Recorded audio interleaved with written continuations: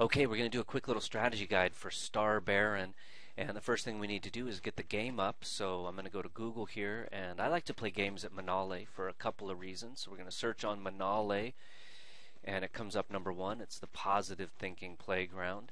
And there's a couple reasons I like to play games at Manale. First, it's my site, but second, it's lightning fast. It's built to be super fast. There's a ton of stuff there, but we want to play a game, so we're going to go to games, and you can see it's super fast.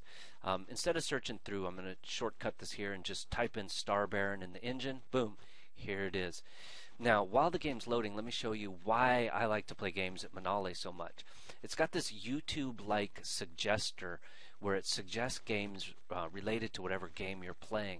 There's articles and videos and stuff like that too, but right now we're looking at games.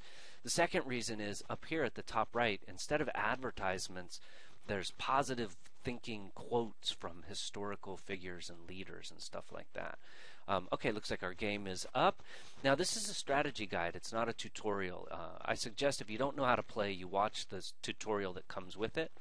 I'm going to set this at 3 and 3 because I don't want to lose during the guide. So Star Baron is going to set up a random field for you. I think a lot of you guys know me. My name is Daniel. I write personal development, entrepreneurial, success type books and stuff. And one thing I like to do is use these games to teach how the strategies and tactics apply. Star Baron is an excellent game because it's what's called a real-time strategy game. And it lets you use these universal tactics and strategies in real time. The first thing we need to do is look at the difference between a strategy and a tactic. A lot of people think they know the difference, but very few people actually do.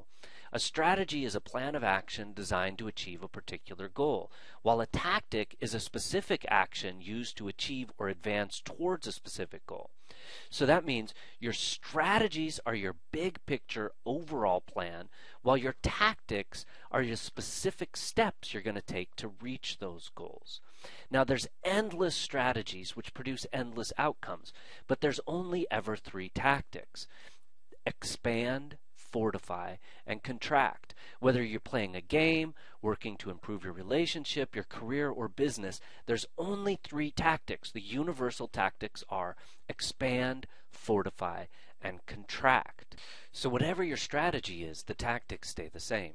Now, Star Baron, just like any other project, goal, or thing that you want to achieve, is going to progress through 3 distinct phases.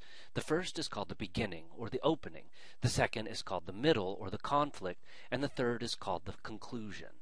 There's lots of ways the game might end, but one thing stays the same: the 3 tactics. Once you get a good mastery of these 3 tactics, you can create any sort of outcome you're after. Now, in the beginning, each player is going to logically occupy the territory closest to them.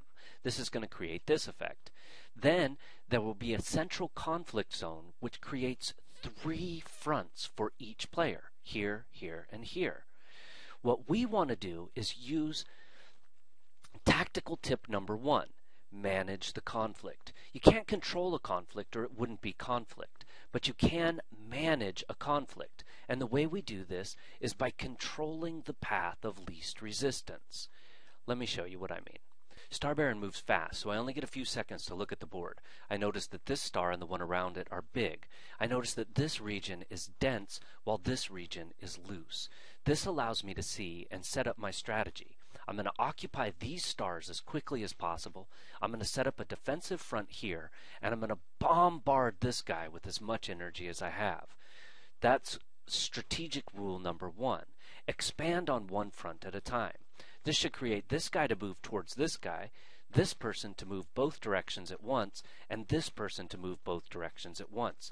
This should create an effect where these 2 guys are fighting 2 fronts at the same time, and will lose. By controlling the path of least resistance, we drive them into each other and use strategic rule number 1 to force them into fighting on 2 fronts at the same time. Let's take a look and see how it plays out in the real time. Now, as you can see, I'm going as quickly as possible towards those big middle stars.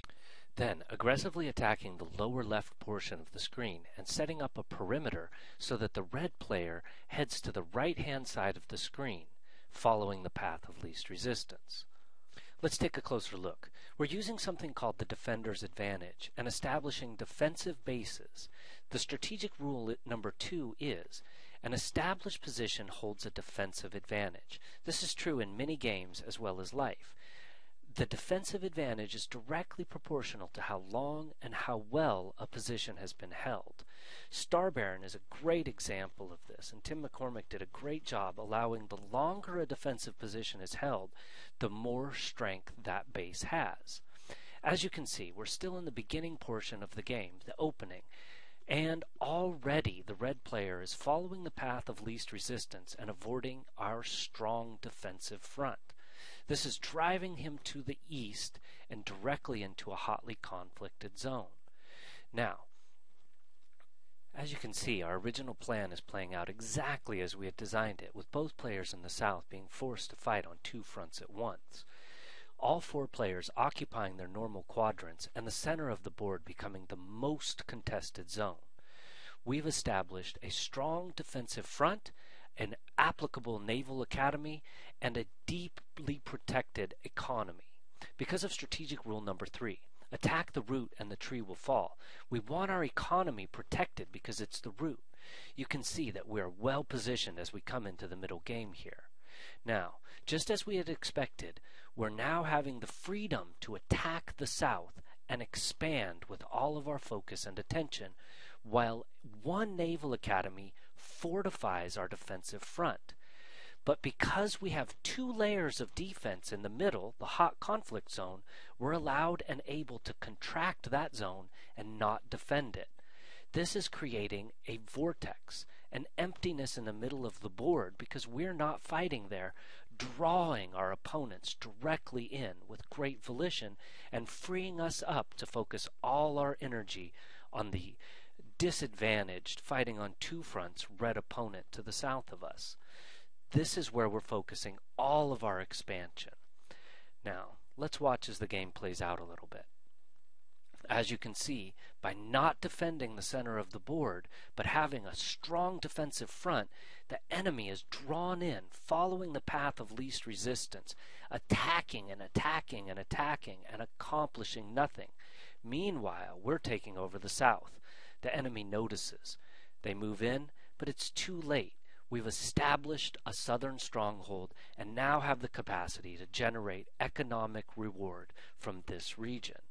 So, what are we going to do next? We've moved into the end game, and even though the board is split unevenly and we appear to be at the disadvantage, it's not true, because we know strategic rule number 3, attack the root. The root's the economy, and our artificial intelligence has left us an opening. We can get at 6 of their economic bases and wipe out half their economy in one fell swoop. We move in through this path to the north, and the computer notices and adjusts, deciding to fortify and convert all of that economy into bases. It doesn't matter. So we fortify and expand to the south instead, comfortable in the fact that the computer lost that economy. And we know strategic rule number 4, hit 'em where they ain't. This rule is also known as meet weakness with strength and meet strength with defense. We defend where they're strongest and use our military to attack where they're weakest. It's easiest just to remember it as hit 'em where they ain't. Now, at this point in the game, it's all over but the shouting. There's just nothing the computer, artificial intelligence, or a human opponent can do. The disadvantage is too great. So let's review the tactics and strategies. And remember, these are universal. They apply to games as well as real life. There are 3 fundamental universal tactics: expand, fortify, and contract. The first tactical tip is manage the conflict. You decide where the fight takes place, and you do this by creating and controlling the path of least resistance. Strategic rule number 1 is attempt to expand on only one front at a time. Because of strategic tool number 2, make use of the defender's advantage. Rule number 3, attack the root and a tree will fall. Rule number 4, hit 'em where they ain't, also known as meet weakness with strength, meet strength with defense. You want to attack their weak spots and defend against their strong spots. And when you hit 'em where they ain't, there's nothing they can do about it. I hope you liked the tutorial, and I hope you come visit us at www.manale.com.